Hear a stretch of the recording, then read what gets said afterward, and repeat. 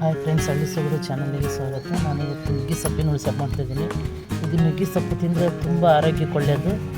ಇದು ಗಡ್ಸೆಪ್ಪಾದರೂ ಮಾಡ್ಬೋದು, ಚಪಾತಿ ಗಡ್ಸೆಪ್ಪಾದರೂ ಮಾಡ್ಬೋದು, ಇಲ್ಲ ಮುದ್ದಿಗೆ ಉಳಿಸಪ್ಪಾದರೂ ಮಾಡ್ಬೋದು, ಇಲ್ಲ ಬಸ್ಸಾರಾದರೂ ಮಾಡ್ಬೋದು.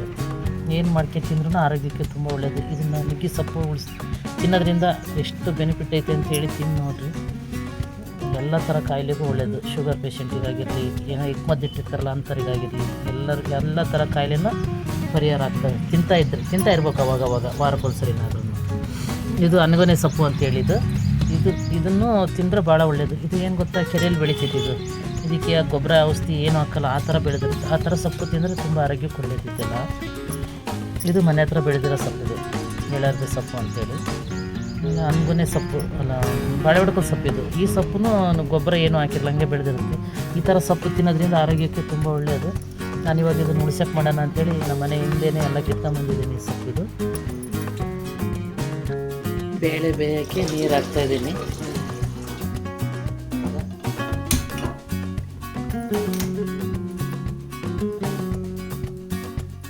ಸ್ವಲ್ಪ ಹೆಚ್ಚಿಗೆರೆ ಬೇಳೆ ಹಾಕ್ತಾಯಿದ್ದೀನಿ ನಾನು ಉಳಿಸಕ್ಕೆ ಮಾಡೋಕ್ಕೆ.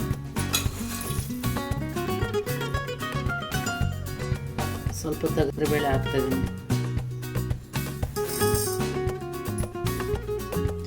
ಬಿಸಿನೀರು ಕಾಯಿ ಹಾಕಿಟ್ಟಿದ್ದೀನಿ. ಅದರೊಳಗೆ ಬೇಳೆ ತೊಳೆದಾಕ್ತಾರೆ. ಬೇಳೆ ಚೆನ್ನಾಗಿ ಕಿವುಚಿ ತೊಳೆದು ಹಾಕಬೇಕು.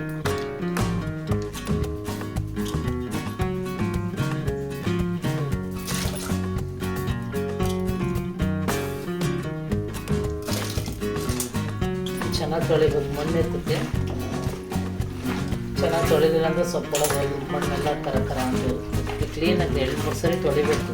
ನೀರು ತೆಗೆದು ನಾನಲ್ಲಿ 2 ಸರಿ ತೊಳೆದು 3ನೇ ಸರಿ ನೀರು ಹಾಕಿದ್ದೀನಿ. ನೋಡಿ, ತೊಳಿತೀನಿ. ಚೆನ್ನಾಗಿ ತೊಳೆದು ನೀರು ಬಸ್ತು ತುಂಬಬೇಕು ಅದಕ್ಕೆ.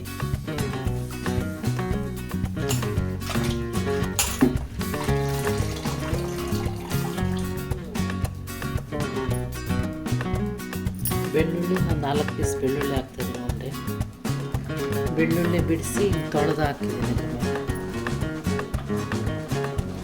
ಜೀರಿಗೆ ಹಾಕ್ತಾಯಿದ್ದೀನಿ. ಉಪ್ಪು ಹಾಕ್ತಾಯಿದ್ದೀನಿ. ಖಾರ ಪುಡಿ, ಅಷ್ಟು ಖಾರ ಪುಡಿ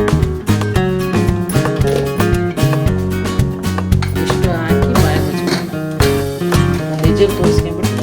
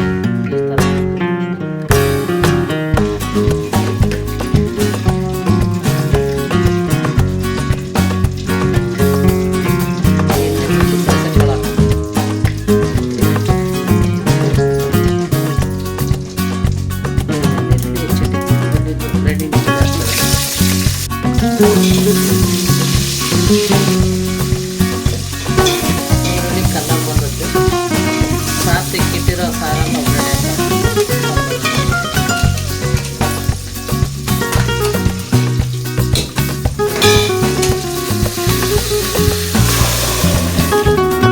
ಟಮಾಟೆ ಹಣ್ಣಿಲ್ಲ ಅಂತೇಳಿ ಸ್ವಲ್ಪ ಹುಣಸೆ ಹಣ್ಣು ಟಮಾಟೆ ಹಣ್ಣಿಲ್ಲ ಅಂದರೆ ಹುಣಸೆ ಹುಳಿ ಹಾಕಿ ನಡೀತೈತೆ.